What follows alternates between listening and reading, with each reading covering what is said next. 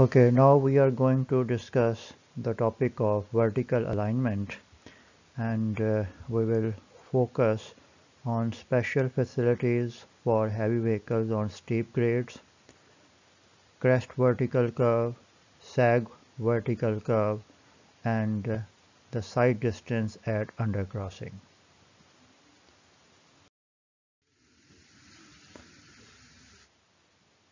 First, look at the terrain. The topography of the land traversed has an influence on the alignment of roads and streets. Topography affects horizontal alignment but has an even more pronounced effect on vertical alignment. To characterize variation in topography, engineers generally separate it into three classifications according to terrain.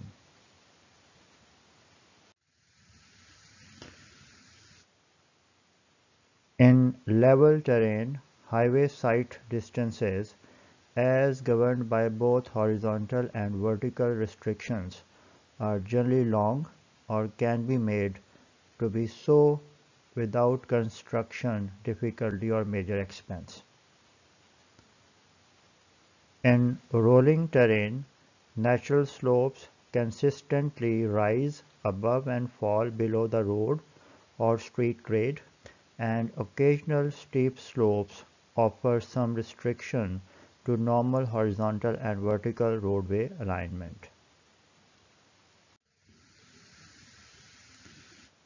In mountainous terrain, longitudinal and transverse changes in the elevation of the ground with respect to the road or street are abrupt, and benching and side hill excavation are frequently needed to obtain acceptable horizontal and vertical alignment. Terrain classifications depend on a general character of a special route. Routes in valleys, passes, or mountainous areas that have all the characteristics of roads or streets traversing level or rolling terrain should be classified as level or rolling. In general, rolling terrain generates steeper grade than level terrain, causing trucks to reduce speeds below those of passenger cars. Mountainous terrain has even greater effects, causing some trucks to operate at crawl speed.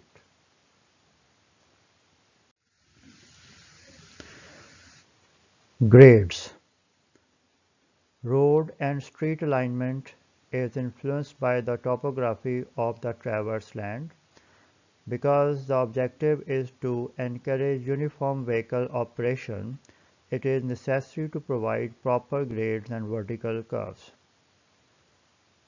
Passenger cars can readily negotiate grades as high as 4 to 5% without appreciable loss in speed. So this point is very important for the passenger cars, that the passenger cars can readily negotiate grades as high as 4 to 5% without appreciable loss in speed. Speeds decrease progressively with an increase in the ascending grade. Passenger car speeds are generally higher on down grades than on level sections. Truck speeds, on the other hand, are influenced greatly by the grades. On level sections, truck speeds are about the same as those for passenger cars. On downgrades, truck speeds increase by about 5% and decrease about 7% or more on upgrades as compared with operation on level sections. AASHTO provide the maximum grade control guidelines for variable design speeds for different types of roads and traffic.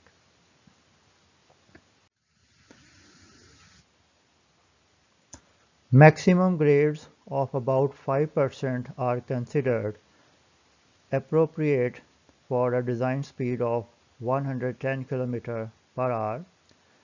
For a design speed of 50 km per hour, maximum grades generally are in the range of 7 to 12%, depending on topography, with an average of about 8%. Control grades for design speeds 60 to 100 km per hour fall between the above extremes. So it is recommended that the maximum design grade should be used infrequently. In most cases, grade should be less than maximum design grades.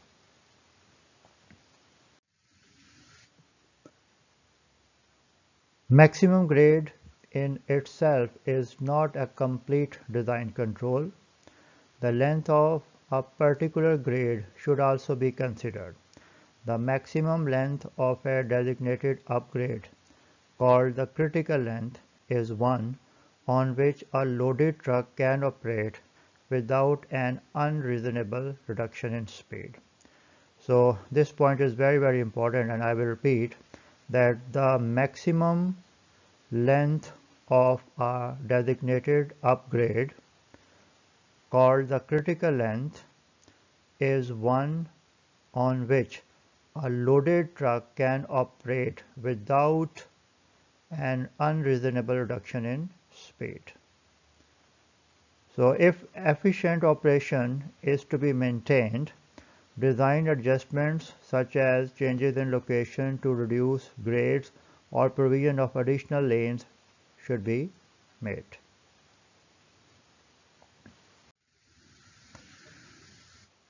Minimum grades. Flat grades can typically be used on uncurbed highways where the cross slope is adequate to drain the pavement surface laterally. With curved highways or streets, longitudinal grades should be provided to facilitate surface drainage. An appropriate minimum grade is typically 0.5%, but grades of 0.3% may be used where there is a high type of pavement accurately sloped and supported on firm subgrade.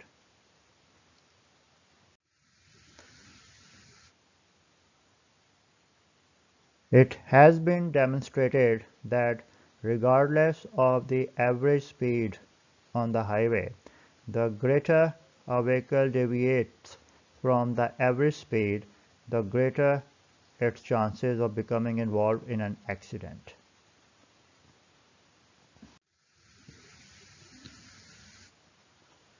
The common basis for determining the critical length of grade is the reduction in speed of trucks below the average running speed. Of course, the ideal case would be when all traffic operates at this speed, but this is not practical. So this point is very important, that accident involvement rate increases significantly when the truck speed reduction exceeds 15 km per hour or 10 miles per hour. Based on this observation, it is recommended that a 15 km per hour or 10 miles per hour reduction criterion be used as the general design guide for determining critical lengths of grade.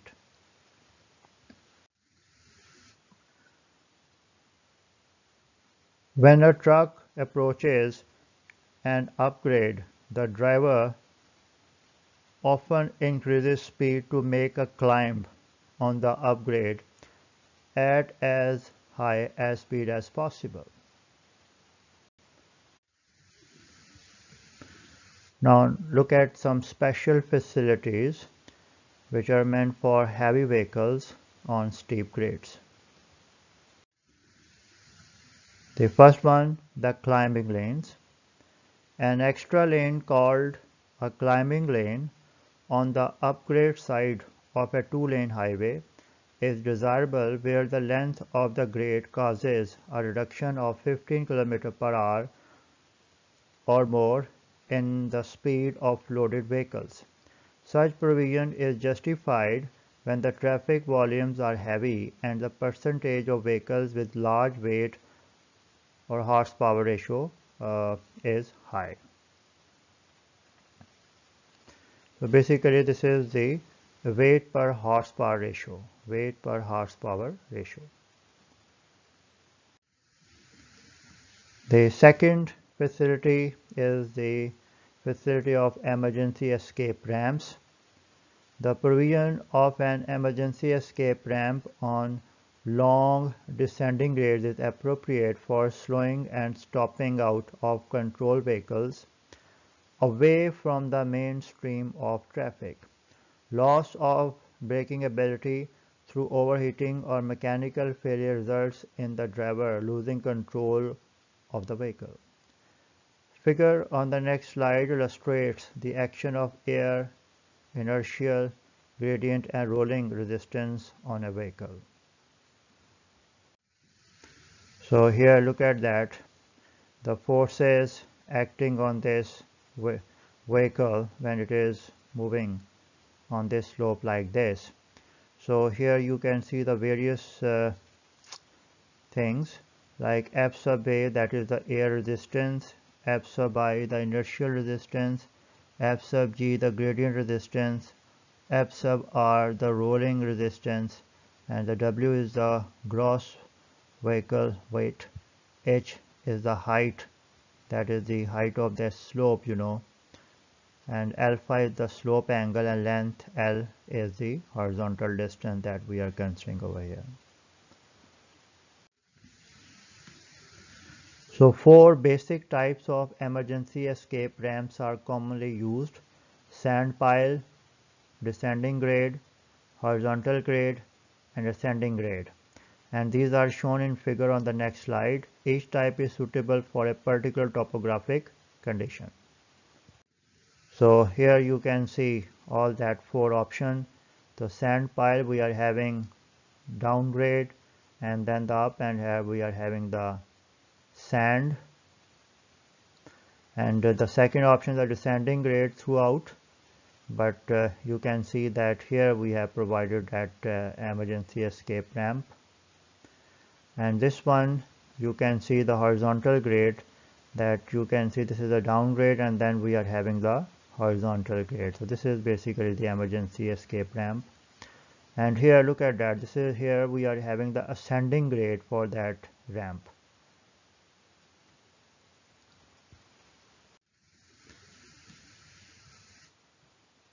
Vertical curves. The gradual change between tangent grades is accomplished by means of any one of the sag or crest curves depicted in figure on the next slide. Vertical curves should result in a design that is safe, comfortable in operating, pleasing in appearance, and adequate for drainage. The provision of ample side distances for the design speed adopted is a major control factor for safe operation on crest vertical curves. In all cases, the minimum stopping side distance should be provided. So here you can see the different types of vertical curves. So this is the type 1, and this is the type 2 curves, and this is the type 3, and this is the type 4. So here you can see that G1 and G2, these are the slopes. You can see the tangent grades in percent.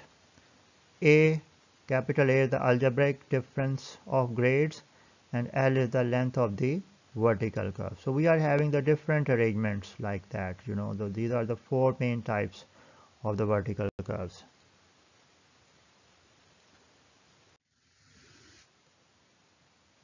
Parabolic curves are usually used in highway design. The vertical offset from the tangent varies as the square of the horizontal distance from the point of vertical curvature or tangency, PVC or PVT. The geometry of a vertical curve is shown on the next slide. So look at this one, that is the geometry of the vertical curve. So look at that. From here the curve is starting and here the curve is ending. So this point is PVC, that is the point of vertical curvature, also known as the vertical point of curvature. And this one is PVT. PVT stands for point of vertical tangency, and sometimes we call it as the vertical point of tangency. So you can see that this is the vertical curve that we are having over here, and there the positive grade, and this is the negative grade, and L is the length of the curve.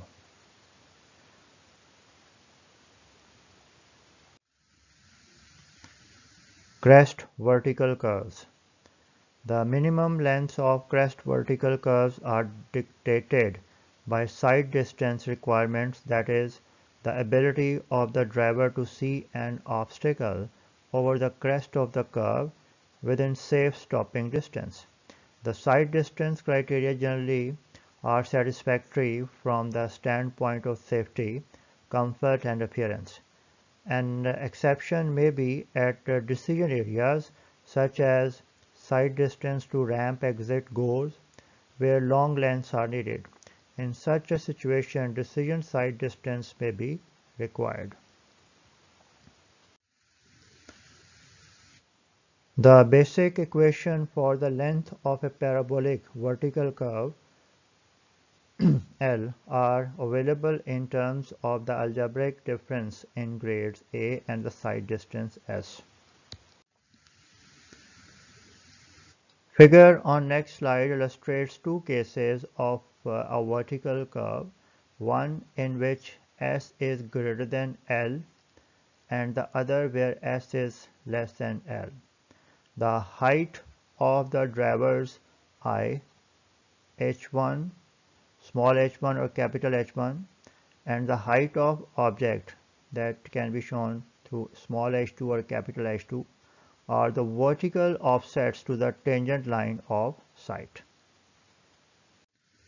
So you can see these things over here. So you can see this is the vertical curve.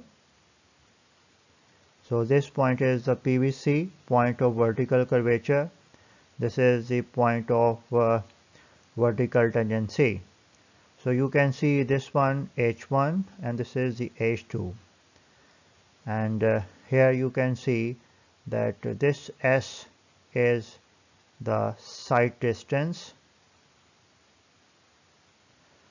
and this H1, that is the height of eye above roadway surface, and this H2, that is the height of object above roadway surface, obstacle you can say, and this is obviously the length of the vertical curve. So look at this one, the case 1, sight distance greater than length of vertical curve, and in that case this formula is to be used to determine the length of the curve. And you can see here that the length of the curve is this one here, and the sight distance is this, and obviously the sight distance is greater than the length of the vertical curve. So in that particular case this formula is to be used. And look at the second case where sight distance less than length of vertical curve, and in that particular case this formula is to be used.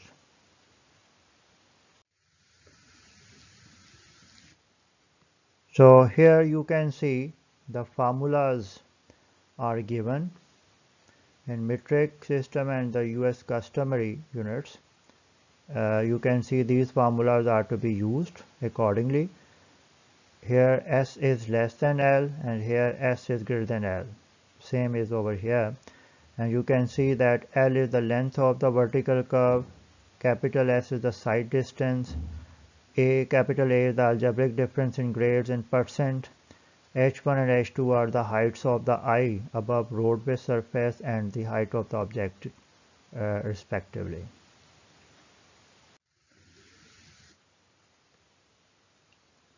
When the height of I and the height of object are 1080 millimeter and 600 millimeter, that is 3.5 feet and 2 feet respectively, as used for stopping side distance, the equations become the equation that I have shown on the previous slide.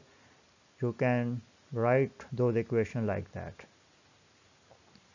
So this one is meant when S is less than N, and this is to be used when S is greater than L.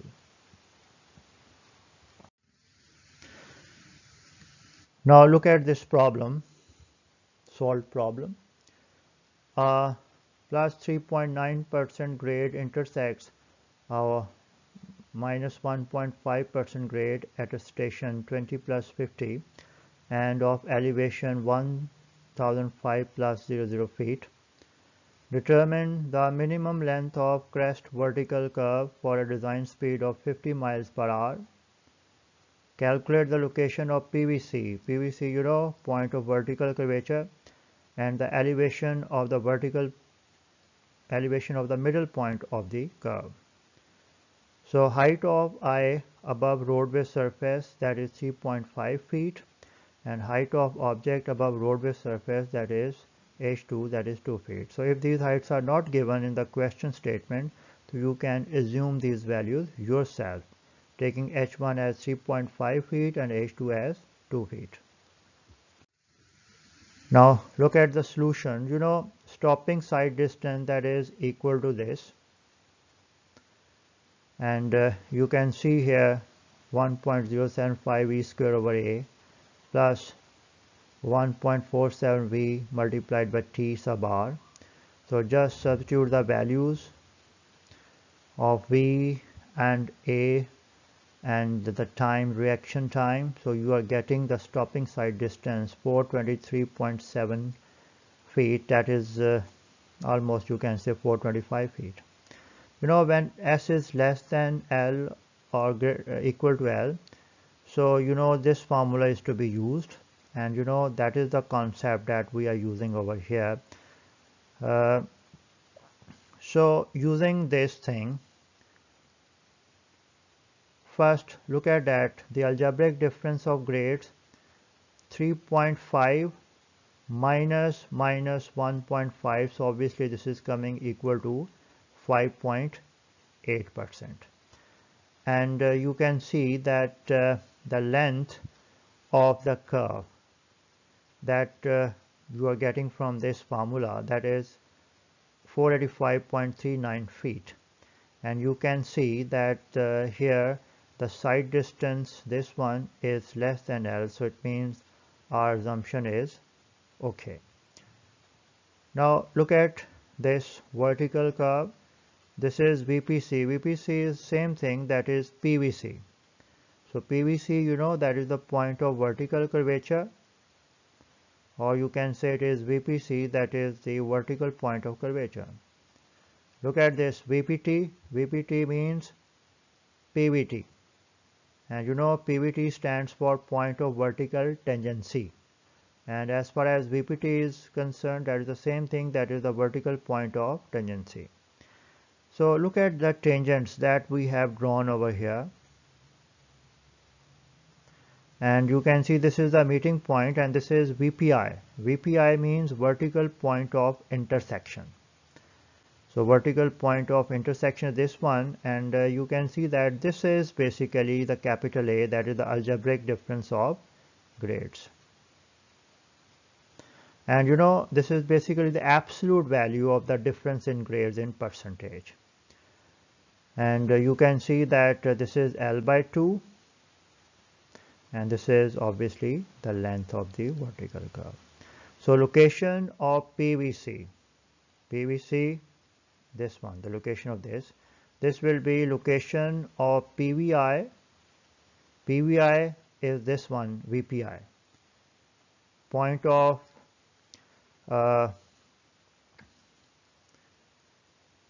vertical intersection, or you can say the VPI. VPI means vertical point of intersection. This is given in the question statement. If we subtract L by 2 from that, you will be getting the location of PVC.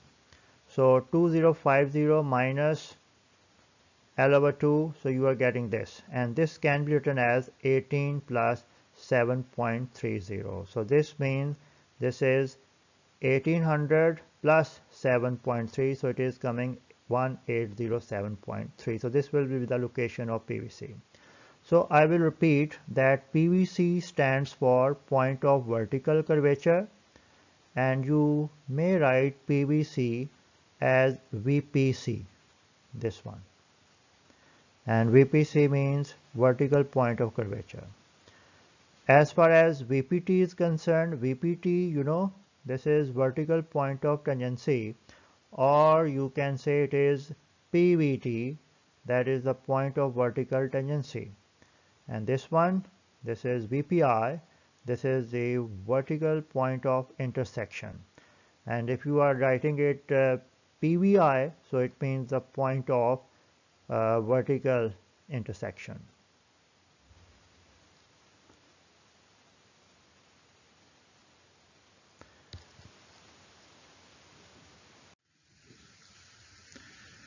So if you just look at that curve again, mid curve offset, this one E, this is equal to AL over 800. So just substitute the values and you are getting it 3.52 feet. And look at this thing that offsets vary as the square of the distances from PVC or PVT. That means y is equal to ax square over 200L. So this is the equation to determine the offset at any point, here, over here, over here, over here. When you are considering this point where you are having the maximum offset E, what will be x in that case? X will be equal to L by 2. So when you will put L by 2 over here, you will be getting AL over 800. Okay, the next thing which is required in this question, that is the elevation of midpoint of the curve, and that will be obviously elevation of PVI minus E. So you know the elevation of PVI, that is 1005, and E has you have just determined over here, so obviously you are getting this 1001.48 feet.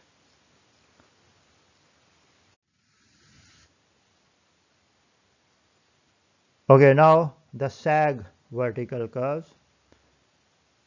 No single criterion is used for determining lengths of sag vertical curves. The criteria generally used are: number 1, headlight sight distance; number 2, rider comfort; number 3, drainage control; and number 4, a rule of thumb for general appearance.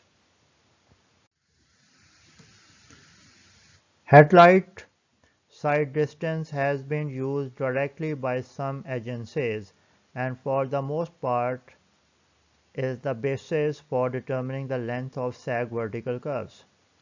When a vehicle traverses a sag vertical curve at night, the portion of highway lighted ahead is dependent on the position of the headlights and the direction of the light beam. So this point is very important and I need your attention.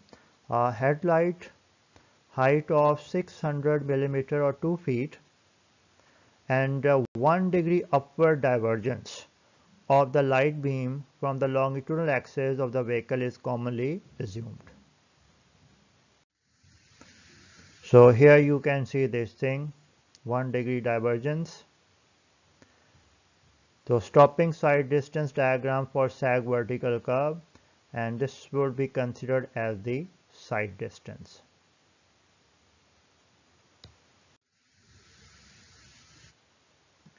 The upward spread of the light beam above the 1 degree divergence angle provides some additional visible length of roadway, but is not generally considered in design. The following equations show the relationships between S, L, and A, using S as the distance between the vehicle and point where the 1 degree upward angle of the light beam intersects the surface of the roadway. So here look at the formulae. So when S is less than L, this formula will be used, or you can even write this formula in this form. When S is greater than L, you may use this formula or this form. Keeping this in the mind that L is the length of the sag vertical curve in meter here for these formulas, and S is the light beam distance, that is the side distance, and capital A is the absolute value of the algebraic difference in grades in percent. And in this column you are having the formulas in the US customary units.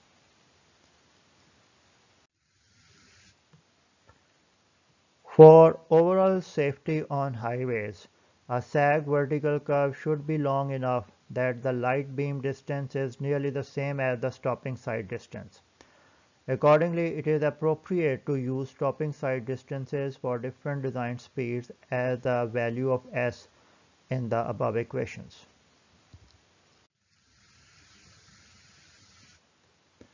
The effect on passenger comfort of the change in vertical direction is greater on the sag than on crest vertical curves because the gravitational and centripetal forces are in opposite direction rather than in the same direction. Comfort due to change in vertical direction is not readily measured because it is affected appreciably by the vehicle body suspension, vehicle body weight, tire flexibility, and other factors. Now here you can see there is a solved problem related to sag vertical curve. So you can see G1, that is the downgrade, and this is the upgrade, that is G2. So speed that is given, that is 55 miles per hour. So we can convert that speed in feet per second. It is coming 80.85 feet per second. G1 is minus 3%, G2 is 2%, height of driver eye is 2 feet, headlight angle, you know, that is 1 degree, length of the vertical curve is to be determined. So let's assume that S is more than L. So using the formula for that particular case, you know, S is equal to V multiplied by TR plus V square over 2A. So just plug in the values, you are getting 493.94 feet. And the algebraic difference, that is minus 3 minus 2, that is coming minus 5. So absolute value is obviously 5. So absolute value of the algebraic difference, that is 5%. Then you can see that L can be determined by using this formula, and that is coming equal to 563 feet. But this is not okay because our assumption is S is greater than L. But you can see that in this case L is 563 feet and S is 493, and S is not greater than L in this, so this assumption is not okay. So take the other assumption, S is less than L, and use the formula accordingly and just plug in the value. So you are getting 574.24, and you can see in this case it's okay because S is 493.94 and it is less than this calculated value of L, so it means it is okay. So keep this thing in the mind that L is the length of sag vertical curve in these formulas. S is the light beam distance, or you may take it as approximately equal to the stopping side distance, and capital A is basically the absolute value of the algebraic difference in grades in percent.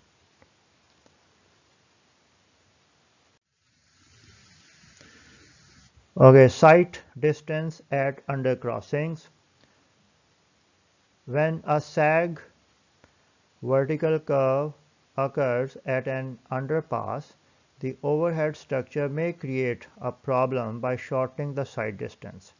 Under such circumstances, the length of the vertical curve required for both adequate sight distance and clearance may be determined as shown in figure using the following equations. So here look at that. We are having the curve, vertical curve, and you can see here a new parameter is there, that is C, that is the clearance, because this is the underpass, and you can see that this is the line of sight, and this is H1 and this is H2, and again two grades are there, G1 and G2.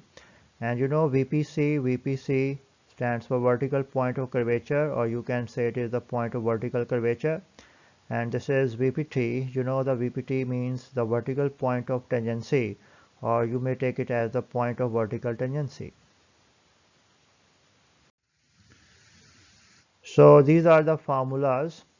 Case number 1, when side distance greater than length of vertical curve, S is greater than L. So this formula will be used. And this figure is depicting this model that S is greater than L, because you can see that this is S and this is L. So S is greater than L. And look at this one. This is the case number 2, when side distance is less than the length of the vertical curve. So this formula is to be used in this case. And you can see that this diagram is showing this thing, that the side distance is this one and the length of the curve is this one. So you can see that the side distance is less than the length of the curve. This is the length of the curve.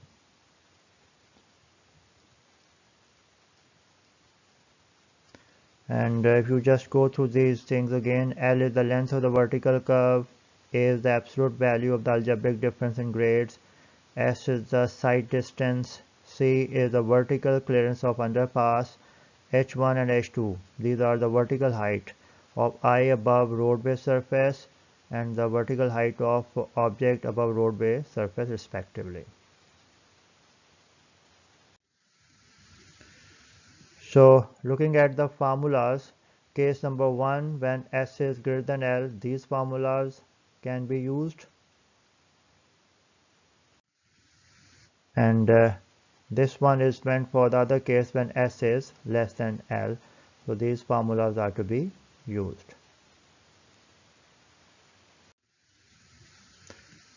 Using an eye height of 2.4 meter, 8 feet for a truck driver, and an object height of 0.6 meter, 2 feet for the tail lights of a vehicle, the equations can be modified like that. So this one for the case number 1 when S is greater than L, and these formulas when the side distance is less than the length of the vertical curve. So in this way we have discussed the vertical alignment, and we mainly focused on the special facilities for heavy vehicles on steep grades. We talked about the crest vertical curve, we discussed the sag vertical curve, and finally at the end we had some discussion regarding the side distance at undercrossing. Thank you.